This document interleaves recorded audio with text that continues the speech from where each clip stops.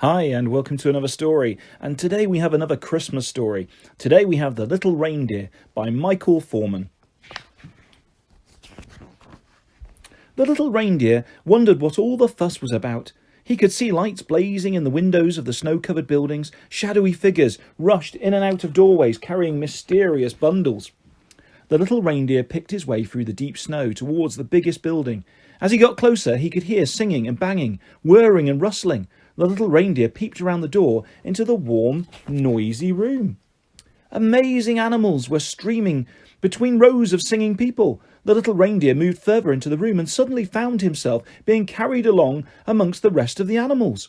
He tried to back away, but was pushed forwards by the animals pressing from behind. Suddenly they all disappeared in a blizzard of coloured paper. He was turned over and over in swirling colours. Then it went back and black and cold, and things bumped down on him until he couldn't move. He heard jingling bells and cheering, and he felt a great whoosh. For hours they seemed to stop and start and swoop up and down until he was tumbling head over hooves again. He tried to move his legs and managed to stand up. Although he was relieved to feel the softness of snow beneath his hoofs, he still couldn't see anything. The little reindeer stood in the darkness, surrounded by strange sounds. Then he heard footsteps crunching towards him. Suddenly he found himself staring at an astonished face, and then a smile. Wow, what a present! The boy picked him up and danced round and round in the snow. But where can I keep you? There are no pets allowed in the building. I know, you can stay up here with my pigeons. The boy opened the door of a large shed at one end of the roof. Immediately the sky filled with birds. In a corner of the shed, the boy made a straw bed for the reindeer and fetched milk and a whole assortment of cereals. Tomorrow we can try lots of different things to eat and see which you like best. 2 by 2 the pigeons returned by their perches. They didn't seem to mind the new visitor. Each day the boy brought food and milk. The reindeer liked peanut butter sandwiches best of all. While the pigeons flew higher and higher in the sky, the boy and the reindeer strolled around the roof and watched the busy city life below. The weather gradually grew warmer, and the little reindeer grew bigger. One day when the boy opened the door to let the pigeons out, the reindeer flew out with them. The reindeer didn't fly far that first time, just across to the neighbouring building and back. But as the days passed, he flew further and further.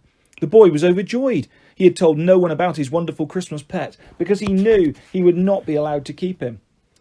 By early summer, the reindeer was big enough to give the boy rides around on the roof on his back. Then one evening, they flew together over the roofs of the city. They flew together every night of the long summer and over the golden leaves of autumn. When the first snowflakes of winter began to fall, the boy noticed a look of sadness in the reindeer's eyes. The boy hugged him as always, but the reindeer looked up at the swiftly moving grey clouds and sighed. The boy knew that only 6 or 7 very special reindeer can fly in each generation. He even knew their names. He knew his reindeer was going to be one of those very special ones.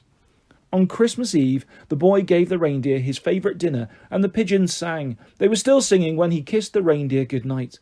From his bed, he thought he heard jingling bells, but he was probably dreaming by then. Next morning, he rushed up to the roof, but the reindeer had gone. There were sleigh tracks in the snow.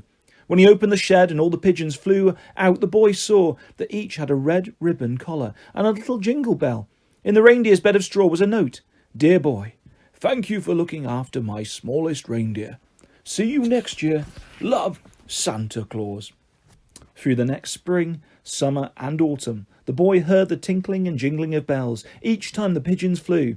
And on Christmas Eve, when he heard the real jingle bells coming down from the snowy sky, he was waiting on the roof with milk and peanut butter sandwiches. There we go, the story of The Little Reindeer by Michael Foreman. Hope you enjoyed that story, guys. I will be back soon with lots more on my channel. Lots of stories coming your way. Lots of other fun things as well. And lots of things related to Christmas in the lead up to Christmas and through December. So, thanks for listening, guys. And I'll see you soon. Goodbye.